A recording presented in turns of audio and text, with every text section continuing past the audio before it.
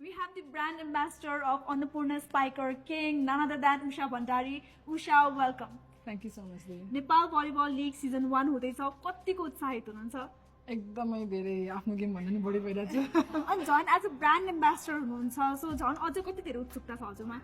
एकदमै बढी किनकि आफ्नो गेममा आफै हुँदाखेरि चाहिँ एकदमै हुन्छ नि लाइक त्यो अब त्यही माथि आफ्नो टिम पनि भयो नि त अनि हाम्रो अक्सनमा प्लेयरहरू लक्कीली आएकोदेखि लिएर हामीले चुज गरेको चाहिँ गण्डकीकै परेको छ र एकदम एक्साइटेड छु अब आफू गण्डकी टिमबाट खेल्न नपाए पनि गण्डकीमा आफू इन्भल्भ हुँदाखेरि चाहिँ लाइक आफू म टिममै छु जस्तो फिल भइरहेछ सो भलिबलको विकास ग्रोथको लागि यस्तो लिग्सहरू चाहिँ कतिको महत्त्वपूर्ण हुन्छ जस्तो लाग्छ एकदमै बढी किनकि अब केटीहरूकै लिग हेर्दाखेरि पनि अब केटाहरूको भन्दा केटीहरूको ऱ्याङ्किङदेखि लिएर अलिकति माथि नै छ नि त अनि यो चाहिँ फ्रेन्चाइजीले पनि एकदमै हेल्प गर्यो हामीलाई चाहिँ होपफुल्ली अब केटाहरूको टिम पनि धेरै माथि जान्छ जस्तो लाग्छ सो यस्तो सिजन 1 र मेनको टुर्नामेन्ट हुँदैछ र वुमेनको टुर्नामेन्ट यस्तो होस् भन्ने कतिको हजुरलाई छ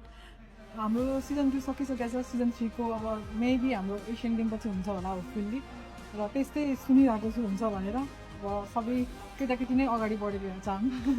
एक्ज्याक्टली सो सम्पूर्ण समर्थक अफ अन्नपूर्ण स्पाइकर किङ्स र भलिबल प्रेमीहरूलाई चाहिँ के सन्देश दिन चाहनुहुन्छ उषा हजुरले सबै टिमलाई सपोर्ट गरिदिनु होला आफ्नो मनपर्ने प्लेयरहरूलाई सपोर्ट गरिदिनु होला कसैले नराम्रो नभनिदिनु होला र